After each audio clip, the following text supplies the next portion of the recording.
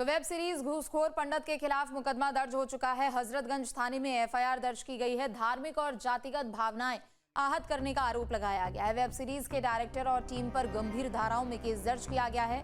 Zero tolerance की नीति के तहत सख्त कार्रवाई के निर्देश दिए गए हैं। बता दें कि सीएम योगी के निर्देश पर लखनऊ पुलिस ने कड़ी कार्रवाई की है। तो वेब सीरीज के डायरेक्टर और टीम पर गंभीर धाराओं में केस दर्ज किया गया है। बड़ी खबर आपको बता दें, वेब सीरीज घूसखोर पंडित के खिलाफ मुकदमा दर्ज किया गया है। लखनऊ के हजरतगंज थाने में एफआईआर दर्ज की है। सीएम योगी ने सख्ती दिखाई, उनके निर्देश पर यह कार्रवाई की गई है। तो मनोज वाजपेयी की अपकमिंग फिल्म घूसखोर पंडित नाम पर शुरू हुआ विवाद अब गर्माता जा रहा है। वहीं इस फिल्म को लेकर अब सियासत भी शुरू हो चुकी है। सत्ता पक्ष और विपक्ष दोनों एक दूसरे पर हमलावर नजर आ रहे हैं और वार पलटवार कर रहे हैं।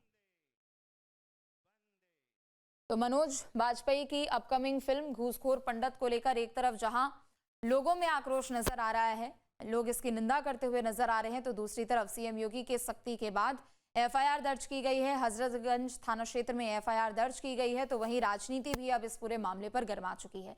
सत्ता पक्ष और विपक्ष एक दूसरे पर वार पलटवार करते हुए नजर आ रहे हैं। अविनाश हमारे साथ जुड़ चुके हैं इस खबर पर और भी अधिक जानकारी के लिए। अविनाश, सीएम योगी सख्त नजर आ रहे हैं इस पूरे मामले को लेकर, लेकिन देखिए ये जो पूरा विवाद है वो कहीं ना कहीं जाति के आसपास घूमता हुआ नजर आ रहा है। हजरतगंज में एफआईआर दर्ज की गई है और इसके अलावा लोगों में भी आक्रोश है।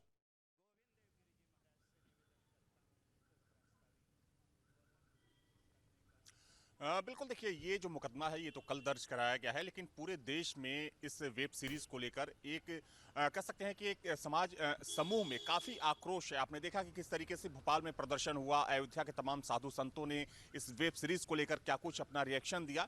तो जाहिर सी बात है कि इस वेब सीरीज को लेकर चूंकि एक जाति विशेष को ये इंगित करता है और इसी वजह से खुद मुख्यमंत्री ने निर्देशित किया कि अगर ऐसी फिल्मों से या ऐसी वेब सीरीज से जो सामाजिक सौहार्द है अगर वो खराब होता है तो ऐसे लोगों के खिलाफ कार्रवाई होनी चाहिए। और वैसे में चूंकि देखा जाए तो उत्तर प्रदेश में भी इस वेब सीरीज का घनघोर विरोध हो रहा है। ना सिर्फ एक समाज के लोग बल्कि अलग अलग वर्ग के लोग हैं, उनका भी मानना है कि कहीं ना कहीं ऐसे जाति सूचक जो शब्द हैं उससे जो एक सामाजिक ताना बाना है वो खराब होता है। और यही वजह है कि हजरतगंज के जो एसएचओ हैं विक्रम सिंह, उन्होंने मुख्यमंत्री के निर्देश पर स्वतः संज्ञान लेते हुए खुद से इस वेब सीरीज के जो डायरेक्टर हैं नीरज पांडे और इस वेब सीरीज की जो पूरी टीम है उसके खिलाफ उन्होंने मुकदमा दर्ज कराया है, जिसमें सामाजिक सौहार्द बिगाड़ने का आरोप है। इसके अलावा जाति सूचक शब्दों के साथ जो एक कह सकते हैं कि सामाजिक ताना बाना है, जो एक विषमता होती है समाज में, उसको फैलाने का आरोप है। तो सुसंगत धाराओं के तहत इस वेब सीरीज के जो डायरेक्टर हैं और जो पूरी टीम है उसके खिलाफ मुकदमा दर्ज कर लिया गया है और अब विधिक कार्रवाई की जा रही है। हालांकि देखिए इससे पहले भी आपने तमाम लोगों के रिएक्शन सुने, लेकिन खास तौर पर अगर हम बात करें एक समाज को लेकर जिस तरीके से इस वेब सीरीज में शब्दों का इस्तेमाल किया गया है उसको लेकर बवाल है। और देखिए एक स्ट्रेटजी भी होती है, चूंकि इससे पहले भी हम लोगों ने देखा है कि बॉलीवुड में जो तमाम ऐसे कलाकार होते हैं या जो तमाम ऐसे प्रोड्यूसर्स होते हैं, डायरेक्टर्स होते हैं, जानबूझकर ऐसे शब्दों का इस्तेमाल करते हैं कि उन्हें फ्री में पब्लिसिटी मिल सके। लेकिन उन्हें पता नहीं होता है कि जब आप मुंबई से बाहर निकलते हैं, जब आप जाते हैं गाँव देहात में जाते हैं, उत्तर प्रदेश में आते हैं, बिहार में आते हैं, तो कहीं ना कहीं इन चीज़ों की वजह से जो सामाजिक ताना बना है उस पर असर पड़ता है, समाज में विषमता फैलती है, लोगों में आक्रोश फैलता है। तो ऐसे फिल्मकारों को समझने की ज़रूरत है। हालांकि ऐसे लोगों के खिलाफ समय समय पर कठोर कानूनी कार्रवाई भी हुई है और वही चीज़ एक बार फिर से उत्तर प्रदेश में देखने को मिल रही है कि घूसखोर पंडित के डायरेक्टर और पूरी टीम के खिलाफ यहाँ पर लखनऊ में हजरतगंज में मुकदमा दर्ज कराया गया है सामाजिक सौहार्द बिगाड़ने के लिए, साथ में जाति सूचक शब्दों के इस्तेमाल को लेकर। बिल्कुल, चूंकि देखिए ये कोई पहली बार नहीं है जब इस तरीके से कोई मूवी आई हो और किसी एक खास वर्ग को टारगेट करने की कोशिश की जा रही हो। अक्सर हम देखते हैं उसका विरोध भी किया जाता है, फिर लोग आकर सामने आकर माफी भी मांगते हैं, लेकिन जिस तरीके से ये पूरी एक प्रक्रिया होती है उसमें कहीं ना कहीं खामियाजा फिल्म डायरेक्टर्स, प्रोड्यूसर्स, उनको ही भुगतना पड़ता है।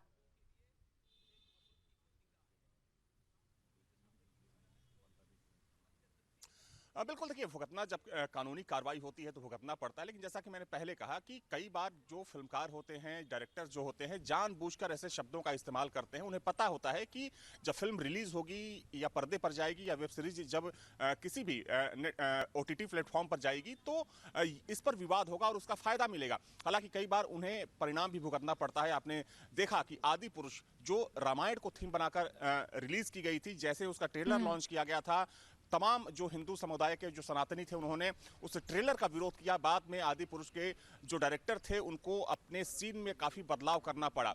तो जिस तरीके से अब घुसखोर पंडित को लेकर जो एक विरोध के स्वर देखने को मिल रहे हैं, ना सिर्फ उत्तर प्रदेश में बल्कि देश के अलग अलग हिस्सों में, तो जाहिर सी बात है कि अब कानूनी कार्रवाई जो है आगे बढ़ने वाली है और हो सकता है कि उत्तर प्रदेश के बाद कुछ और राज्यों में भी इस इस वेब सीरीज के जो डायरेक्टर हैं उनके खिलाफ मुकदमा दर्ज हो। क्योंकि आपने देखा कि भोपाल से जो तस्वीरें आई वहां पर काफी उग्र प्रदर्शन किया गया और मांग की गई कि इस वेब सीरीज पर तुरंत रोक लगाई जाए। तो जाहिर सी बात है कि आने वाले समय में भले ही इनको ठीक है, अविनाश आप बने रहे, लौटेंगे आपके पास और भी अधिक जानकारी के लिए। तो वहीं यूपी में अब जमीन, मकान या किसी भी तरह की अचल संपत्ति खरीदने के लिए पैन कार्ड देना अनिवार्य कर दिया गया है। रजिस्ट्री विभाग ने इस बारे में नया आदेश भी जारी किया है। इसके तहत अब प्रॉपर्टी की खरीद फरोख्त के समय रजिस्ट्री प्रक्रिया में पैन नंबर दर्ज करना और उसका सत्यापन करना जरूरी होगा। सरकार की ओर से जारी निर्देश सभी जिलों के रजिस्ट्री कार्यालयों को भेज दिए गए हैं। अधिकारियों से कहा गया है कि प्रॉपर्टी की रजिस्ट्री से जुड़े ऑनलाइन एप्लीकेशन में खरीदार और विक्रेता दोनों का पैन नंबर होना चाहिए।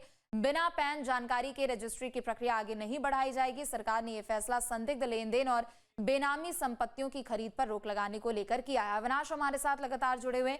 अविनाश, संदिग्ध लेन देन या फिर किसी भी तरह के बेनामी संपत्तियों की खरीद फरोख्त पर अब अंकुश लगेगा, पैन कार्ड अनिवार्य होगा।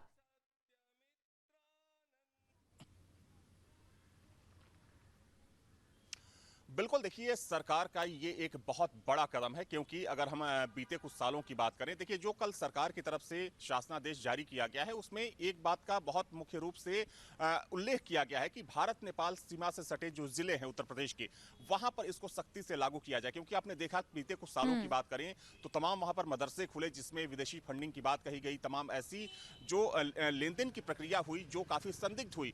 यही वजह थी कि वहां पर SIT का गठन किया गया और चूंकि SIT जो है अभी भी जांच कर रही है। हालांकि ये जो शासनादेश जारी किया गया है ये पूरे प्रदेश के लिए किया गया है, लेकिन देखिए इसमें एक चीज ये भी है कि पैन कार्ड जो था वो पहले भी अनिवार्य था, लेकिन उसमें जो इनकम टैक्स जो पेयर थे वो सिर्फ उनके लिए था। यानी कि जो सामान्य अगर कोई व्यक्ति जो इनकम टैक्स के दायरे में नहीं आता था तो वो आसानी से सिर्फ आधार के जरिए खरीद फरोख्त कर सकता था। लेकिन अब सरकार ने ये व्यवस्था कर दी है कि चाहे क्रेता हो या विक्रेता, यानी कि जो बिल्कुल चाहे खरीदार हो या फिर कोई अगर बेच रहा हो अपनी संपत्ति को, तो दोनों को पैन कार्ड दिखाना अनिवार्य होगा। बहुत शुक्रिया अविनाश आपका तमाम जानकारी अपडेट के लिए।